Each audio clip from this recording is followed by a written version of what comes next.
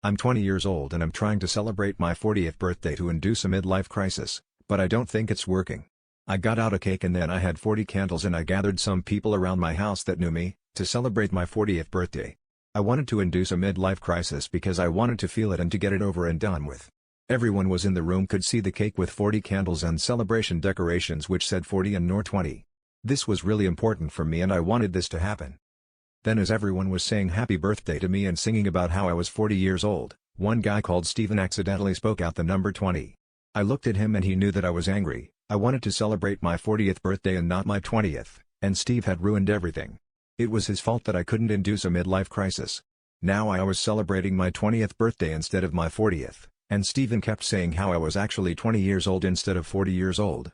I really wanted to celebrate my 40th. Now Steve is my roommate and so I knew how to punish him.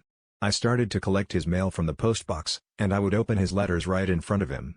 He would beg me not to open his letters, but he didn't let me celebrate my 40th birthday even though I am 20 years old. As I kept on opening letters in front of Steve, it really started to bother him. Steven shouted at me to stop opening his letter but I said no.